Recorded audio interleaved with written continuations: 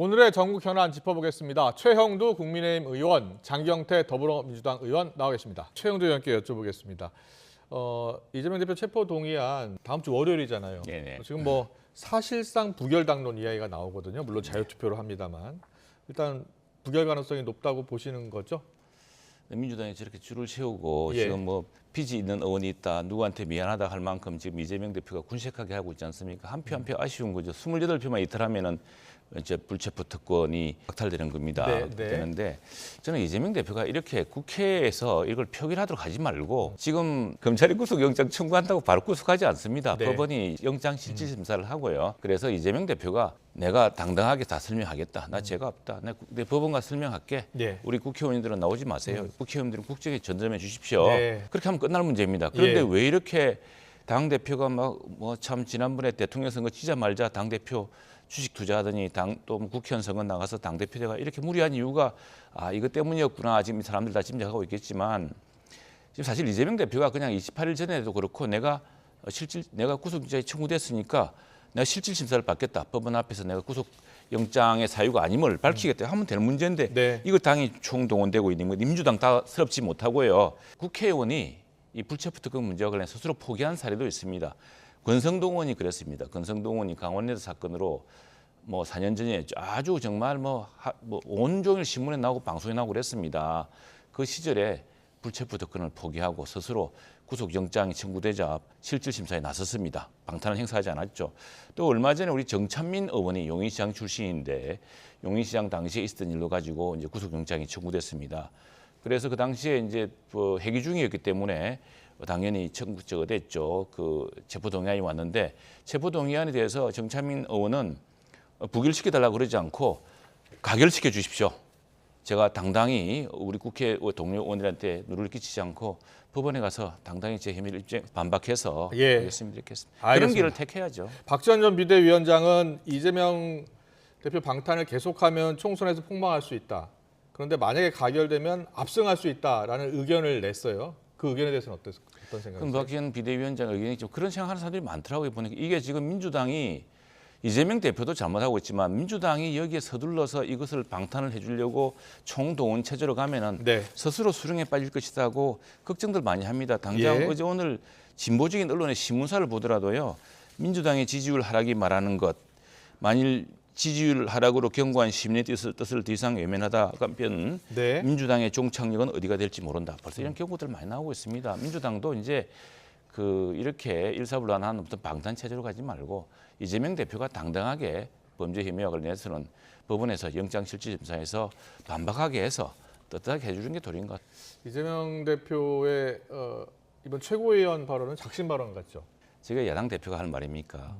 그리고 이건 지난 5년 전, 6년 전 저 이재명 대표가 하던 말과 정반대입니다. 요즘 민주당에 대해서 많은 사람들이 실망하는 것은 민주주의라는 하나의 원칙이 있는 거거든요. 불체포 특권 포기하겠다 했으면 포기하는 것이 맞고 대선 공약도 그렇게 이야기하지 않았습니까? 네.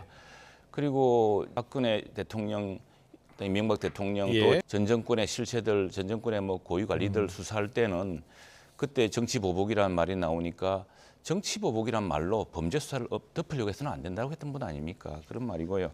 그다음에 아까 장 의원님 말씀 중에 조금 교정할 게 있는데 체포영장이나 구속영장이 나왔기 때문에 체포동의안이 국회에 오는 겁니다. 네. 수사를 시작하는 문제가 아니고요.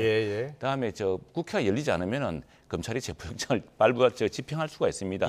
국회 열렸기 때문에 했던 것이고 만약 국회가 안 열려 있었다면은 그 당시에 권성동을 그냥 잡아가면 되죠. 근데 그렇지 않았고 권성동이 직접 나갔던 것이고 또 체포동의안이 회기 중에 와서 체포동의안이 이렇게 왔는데 그때 정찬민 의원 같은 부분은 동료 의원들에게 가결시켜달라고 호소해서 정찬민 의원님도 여러 가지 용인시장 시절에 있던 개발 비리들 어마어마하게 많은 비리 있지 않았습니까? 그래서 의원직 상실되신 거죠. 그렇기 때문에 아니 왜 상실이요? 지금 재판 중이긴 합니다만 재판을 받고 있죠. 그러니까 내 말은 무슨 이야기냐면은 이 문제 구속되는 게 아닙니다. 법원이 판단하게 돼 있고요.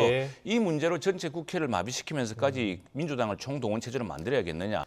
SNS에서 이재명 대표가 도주를 여러 차례 한 적이 있다. 도주 상습범 이렇게 표현을 했는데 이재명 대표가 실제로 도주한 적이 있었나요?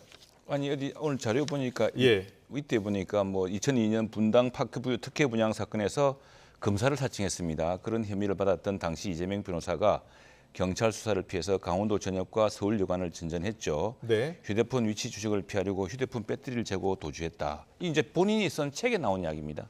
그 이야기입니다. 그래서 예, 예. 모든 사람은 사실은 그래서 법원에서 법원의 야당 대표가 도주하겠습니까? 법원에서 그거는 안 할 거예요. 그런데 증거인멸의 가능성이 있다고 볼 수도 있고 예. 또 사안의 중대성을 판단하기 때문에 사실상 유선재 대표는 천하람 후보를 밀고 있기 때문에 안철수 의원과의 연대 이야기를 했는데 안철수 후보 쪽에서는 강력히 그런 의도 없다라고 이야기를 하고 있습니다.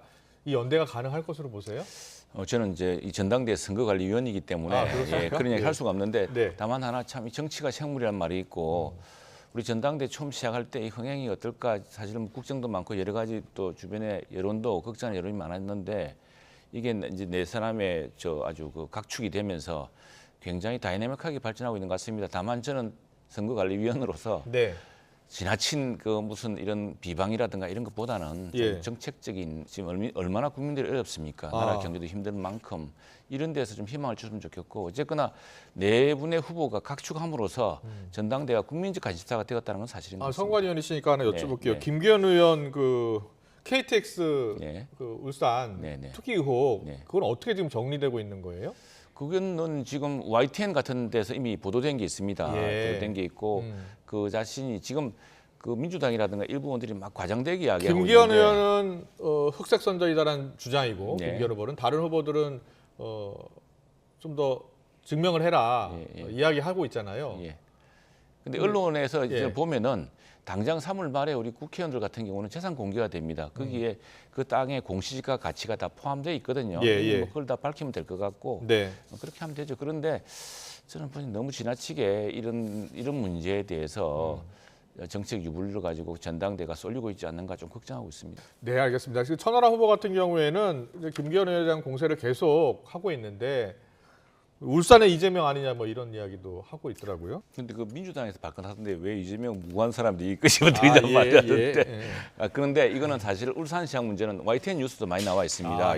나와 있는데 지금 이 땅에 대해서 그 공시지가를 따져봐야 되고요. 실제로 공시지가는 나와 있습니다. 근데 네. 지금 수백억이란 것도 그 민주당의 대변인 논평 같은 데 나오는 좀 억측성 이야기입니다. 옆에 땅과 형질과 그 지목이 다른 것을 네. 가지고 비교해서 옆에 땅이 대충 얼마니까 얼마일 것이다라고 이야기하는 건데 이 땅은 지금 KTX가 지나가도 KTX 혜택을 아무것도 못 보는 땅이라고 합니다. 산속에 있는 땅이고 네. 그 땅의 가치가 높다면 민주당이 그 가격에 사주시면 되겠습니다. 네.